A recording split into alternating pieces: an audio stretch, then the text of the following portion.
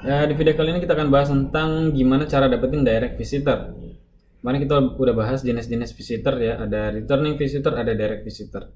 Nah, direct visitor ini juga bisa berupa returning visitor juga, bisa berupa new visitor.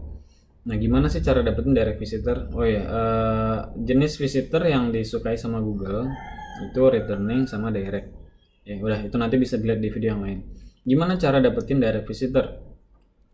Kalau ngomongin gimana cara dapetin direct visitor itu kan berarti direct visitor itu apa sih? Direct visitor orang yang langsung buka website kita di browser. Jadi dia bukan dari mesin pencari, bukan dari WhatsApp, bukan dari sosial media, atau ada referralnya bukan. Jadi dia langsung buka di browser. Gimana caranya? Ya, itu sebenarnya kuncinya cuma satu yaitu branding. Nah, branding itu kan di setiap tempat itu beda-beda. Gimana caranya untuk branding di website? Nah, saya mau bahas beberapa cara yang mungkin bisa dilakukan. Nah, kenapa saya bikin video ini? Karena alhamdulillah Fatih.com itu sekitar ya 15 ya sampai 20% itu punya direct visitor. Yang juga returning visitor gitu kan. Menarik. Nah, ini terjadi juga di beberapa website lain yang saya amati menurut saya mempunyai direct visitor dan returning visitor yang tinggi. Nanti akan saya bahas. Tapi sebelum itu, untuk bisa mendapatkan direct visitor, maka kita harus memenuhi beberapa unsur-unsur yang nanti saya sebutkan. Yang pertama, pemilihan nama domain. Ya, ini penting banget. Pemilihan nama domain itu harus mudah diingat, mudah diucapkan, dan mudah untuk diketik. Ya, kalau bisa jangan lebih dari 3 suku kata. Contoh-contoh, 2 suku kata lebih bagus lagi. Kayak Fatih itu kan 2, Fatih gitu kan. Terus apa website berita misalkan Detik itu kan 2 juga. Kompas yang 3 suku kata, Tribun News misalnya. Ada Sintesa. Ya kan? Kalau udah lebih dari itu udah mulai susah untuk diingat. Terus yang kedua, pemilihan nama ya untuk penulisan ini dan spelling nanti pengucapan itu jangan yang ribet-ribet. Kalau bisa diucapkan sekali tuh orang udah langsung kebayang tulisannya seperti apa. Jadi jangan ketemu huruf konsonan dengan konsonan yang terlalu banyak. Jadi harus gimana gitu kan. Misalnya apa GH kan ada tuh. Ada KH kayak tulisan akhlak itu kan ada KH. Nah, ini kita harus berinovasi juga ya, kreatif dalam membuat nama. Karena saya pernah juga tulis tentang brand, saya nggak akan bahas nanti malah kemana-mana. Bisa dicek aja di fatih.com nama perusahaan gitu, nama perusahaan dalam branding perusahaan.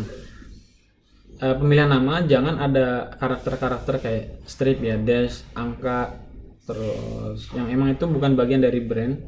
Terus juga pemilihan ekstensi domain itu jangan yang nggak familiar. Pakai aja udah familiar .com, .net, .id ya kalau di Indonesia itu udah familiar juga. Itu pemilihan nama domain. Jadi semakin pendek kata itu semakin bagus. Terus yang kedua, kita juga harus punya value yang bisa kita tawarkan ke visitor kita ya. Dengan cara apa? Dengan cara rajin update konten yang useful, bermanfaat, mempunyai sudut pandang yang lain. Ada beberapa website, misalnya di sini ada This Way, kan? Ini salah satu contoh website yang menurut saya punya returning visitor dan direct visitor yang gede, yang tinggi. Karena ini orang udah paham bahwa di website ini setiap pekan pasti update konten dari beliaunya langsung. Ada juga beberapa blogger lain yang membuat program semacam itu, jadi update setiap hari Senin, update setiap hari Rabu misalnya, atau update setiap hari Sabtu. Itu menjadikan, apalagi ketika konten itu memang benar-benar bermanfaat ya, enak dibaca, easy reading, easy to read.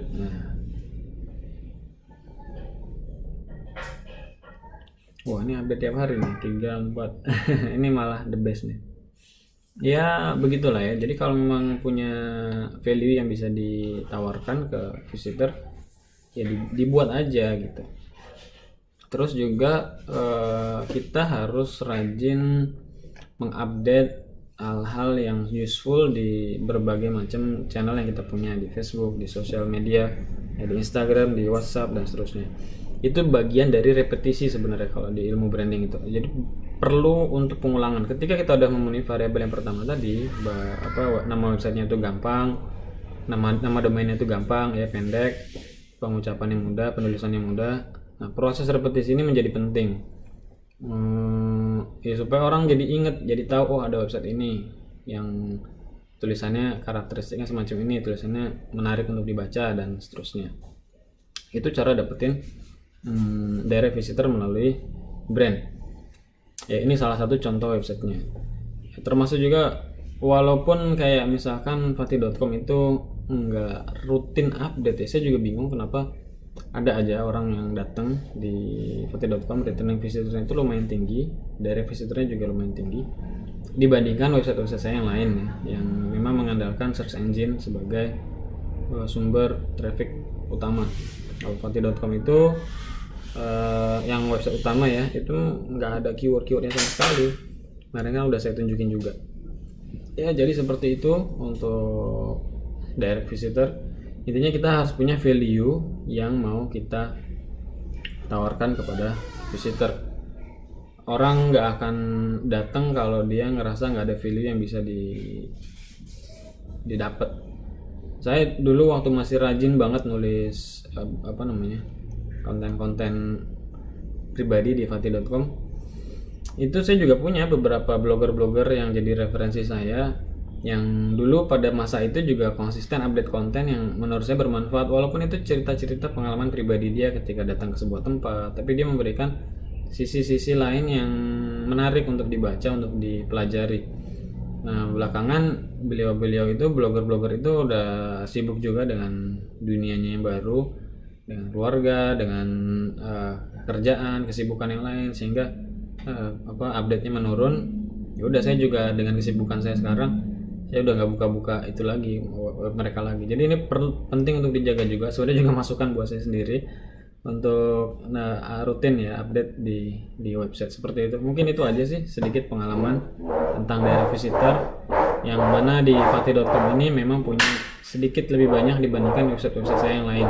Yang saya rasakan itu tadi faktor-faktor yang bisa mempengaruhi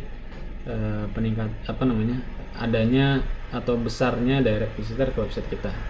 Sekian, semoga bermanfaat. Assalamualaikum warahmatullahi wabarakatuh.